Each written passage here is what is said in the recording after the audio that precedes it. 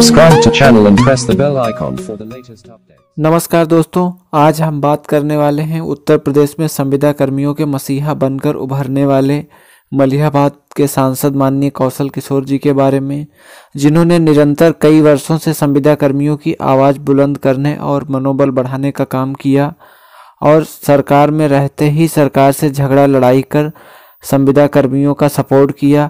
पर सवाल यह है कि अब तक किसी संविदा कर्मी की किसी समस्या का समाधान हुआ या नहीं हुआ। अगर ये सवाल पूछा जाए तो शायद आज एक स्वर में यही आवाज़ निकल कर आएगी कि नहीं।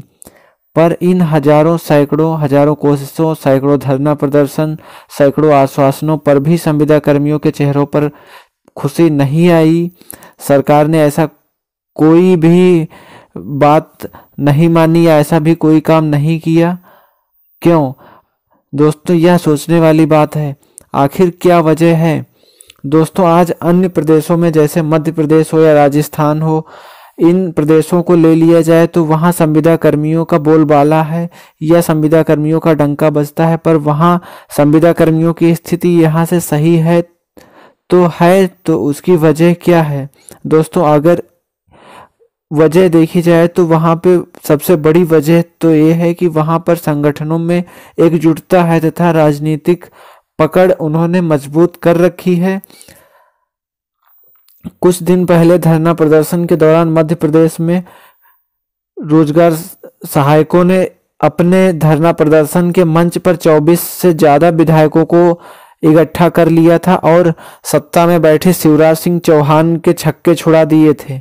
शिवराज सिंह चौहान अगर उनकी कुर्सी छिनी तो उसकी वजह यही थी कि संविदा कर्मी वहां इतने एकजुट थे, संगठित थे और उन्होंने अपनी राजनीतिक पकड़ इतनी मजबूत कर ली थी कि उन्होंने सरकार बदलने का काम कर दिया। आज सरकार भीख मांगने से कुछ नहीं देने वाली है, यह सबको पता है। सरकार किसी संगठन से नहीं डरती, अगर डरती है तो वह सिर्फ अपनी कुर्सी छीनने से।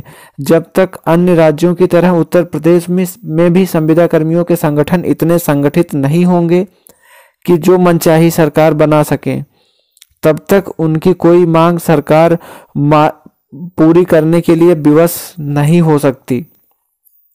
उत्तर प्रदेश में संविदा कर्मियों का कोई राजनीतिक सपोर्ट नहीं है, यह कड़वा सच है। माननीय कौशल किशोर जी के अलावा कोई राजनीतिक नेता ऐसा नहीं है जो संविदा कर्मियों की आवाज बनने का काम करे। लिखित आश्वासन एवं घोषणाएं करने वाले चुनाव से पहले बहुत सारे नेता थे, लेकिन उनका रिजल्ट आज 0 बटे सन्नाटा ही रहा है। सभी सरकारें सिर्फ संविदा कर्मियों के स्वर्णिम भविष्य का सपना दिखाती हैं और अल्प मानदेय देकर अपनी योजनाओं को जमीनी स्तर तक पहुंचाती हैं और अपना उल्लू सीधा कर रोजगार सेवकों को भूल जाती हैं। आज ग्राम रोजगार सेवकों का हाल ये है कि उनका खुद का विभाग ही सपोर्ट उनका नहीं करता है।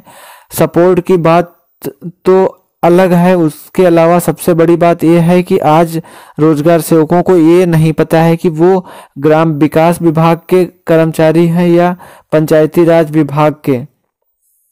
अगर मनरेगा संविदा कर्मियों समेत उत्तर प्रदेश के सभी संविदा कर्मियों को अपने परिवार के स्वर्णिम भविष्य की जरा सी भी फिक्र है तो सबसे पहले अपना अहंकार को त्याग कर सभी संगठनों को एक साथ मिलकर अपनी राजनीतिक पैठ मजबूत करनी होगी। इन संविदा रूपी बेड़ियों को तोड़ने का जब तक सामूहिक प्रयास नहीं किया जाएगा तब तक ये बेड़ियां टूटने वाली नहीं हैं। जब हम लोग संगठित होंगे और इतने संगठित होंगे कि राजनीतिक स्तर पर हम लोगों की संख्या बल दिखाई देगी, तभी शुरुआत होगी राजनीतिक अखाड़े की। जब ये अखाड़ा होगा तभी दांव पेच होगा और इसी दांव पेच में संविदा कर्मियों के संगठनों की बात बनेगी, वरना नहीं बनेगी। जय हिंद, जय ग्राम रोजगार सेवक, जय संविदा कर्मी संघ। Subscribe to channel and press the bell icon for the latest updates. Subscribe to channel.